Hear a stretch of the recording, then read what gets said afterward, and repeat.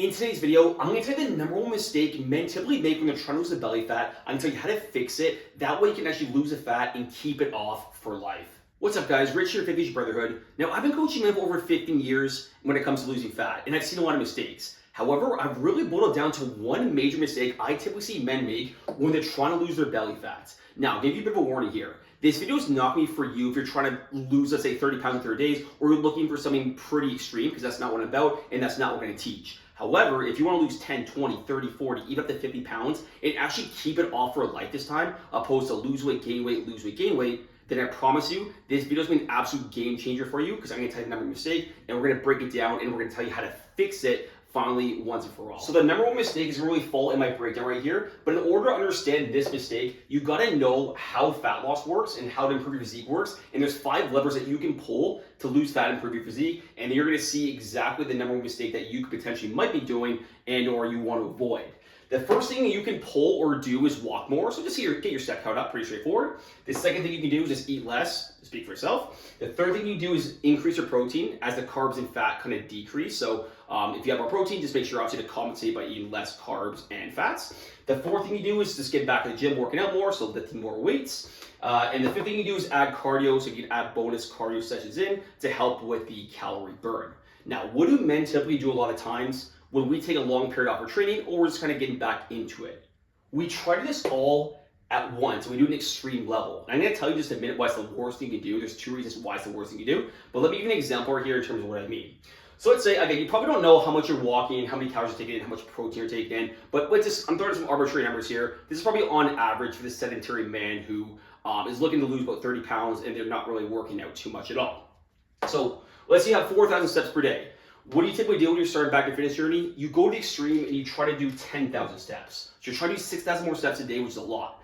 Let's say you're having 3,000 calories a day, then you try to decrease it to like 15 to 1,800, which I would consider is a starvation diet. It's a bad idea. And I'm gonna link a video at the end so you can explain, so I can explain why that's a bad idea. So make sure to watch that. I'll link to the video at the end.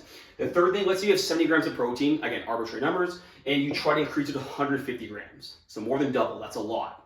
The fourth thing, let's say you're not working out at all, you try to go 0 workouts to 4 workouts in terms of working out, in terms of weights. And the fifth thing, 0 cardio sessions, and now you try to do 1 or 2 a week. So why is this bad? So why is this the number one mistake? Well, for 2 reasons. Number one, it's way too extreme, because if you're just going 0 to 100, there's a good chance you're gonna fall off and it's gonna be unsustainable. It's like kind of like going to a job. Imagine your first day, you get a new job and your boss is like, I want you to do this, this, this. He gives you like 5 different projects at once. It's gonna be pretty overwhelming, right? Like maybe you can do it for a little bit, but you're gonna feel super overwhelmed. It's the same thing here. If I just give you like 5 things to do extreme at once, you can maybe do it for a little bit, but you're like, fuck, like this is pretty tough to do, and you're probably gonna fall off track. But the second reason, this is even the most important thing I would say, is these are levers, like I said. If we use all these levers to the extreme, what's gonna happen when we're stuck months down the road, right? Let's say if I drop 3,000 to 1,500 calories, but now I lost 30 pounds, let's say 3 months later, but you can't lose fat anymore, what are you gonna do? Are you gonna drop it to 1,200? So you see what I mean? Like if we go way too extreme, you're just going to limit and you're gonna be stuck because you just really can't do less than this, or you can't walk more than this. So let me give you an example of what I would do, and I'm gonna give you an analogy that's gonna tie it full circle. So let's say you're walking 4,000 steps per day. Instead of going to 10K, I'll kind of walk around maybe 6 to 8K. So you wanna increase it just a little bit. Let's say you're roughly 3,000 calories. I'd probably go to about 2,200 calories, 2,200 calories. That way it's not too extreme right off the bat. Let's say you're having 70 grams of protein. I say try to get 100 the first week or so. We kind of build these numbers up. Let's try 0 workouts per week in terms of strength. I would say go 3 to 4. And then for cardio, 0, I would just go 0, because it's a lever you can pull down the road. Now, let me give you an analogy here that's going to make a lot of sense in terms of why you want to keep these levers for when you're stuck, because you will ultimately get stuck when you lose a bunch of weight. If you've ever seen the show Who Wants to Be a Millionaire, Regis, right? Back in the day, great show. So do you remember you get 3 lifelines? You get the 50-50, you get the, is it ask the audience? Yeah, ask the audience, and you get the phone a friend. So the ultimate goal of that show, of course, is to get $1 million, and obviously to get the $1 million, you want to preserve your lifelines as long as you can in case you get stuck.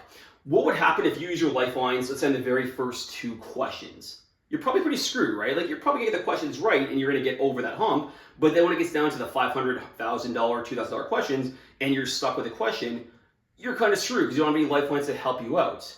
It's the exact same thing when it comes to this right here. If you go everything way too extreme, let's say you're walking 10,000 steps a day off the bat, you starve yourself, your protein's super high, you're already working out 4 times a week, you're already doing a bunch of cardio, what's going to happen when you're stuck? Are you going to eat 1,200 calories a day? Are you going to walk 12,000 steps per day? Are you going to have 180 grams of protein? So you see what I mean there? This is why, again, for the 2 reasons, you got to make sure you're doing this the right way. Because if you do this way too extreme, I promise you, number 1, you're going to burn out. And number 2, you're going to be at a plateau. And maybe you're watching this right now, maybe you've lost weight, gained weight. There's a good chance you probably went way too extreme and you probably just got stuck and you got frustrated because you couldn't lose the fat as you just, pulled these levers way too early. So to recap here, the number 1 mistake, hopefully you got the number 1 mistake men typically make is going 0 to 100. That's kind of the theme of the video. So if you didn't catch that, that's basically it. And again, there's 5 levers you can pull. What I want you to do when you're trying to lose fat on a journey, you want to pick 3 or 4 of these. So what I recommend, walk a little bit more, obviously eat a little bit less, increase your protein a little bit. So that's 3 things you can do. Lift the weights 3 to 4 times a week. And then I wouldn't even worry about cardio for now. I'm not a big cardio for a fat loss guy anyways. And let's say you lose 20, 25 pounds down the road. Now you have levers to pull. You can maybe add 1 cardio session. You can maybe add 120 instead of 100 grams of protein. Let's say you're going down to 2,200 calories. You can drop it at 2,000 calories. Let's say you're walking 10,000 steps. You can maybe walk 11,000 steps. So you see how you give yourself more room for error and you have those levers to pull down the road. So this is why you want to make sure you're not going 0 to 100. Number 1, burn yourself out. But number 2, most importantly, you're giving yourself lifelines down the road for when you ultimately will need them. Now, I said I was going to link the video in terms of why eating less is a bad thing. So I'm going to kind of link that metabolism video at the end. You're going to see it. Make sure to watch it. And I promise you it's going to be a game changer as well. And you combine all these things, you're going to lose that fat, you're going to lose the belly, and I guarantee you're going to regain that confidence back, and you're going to feel ready to go for summertime 2025. Thanks for watching, guys, and we'll see you in the next video.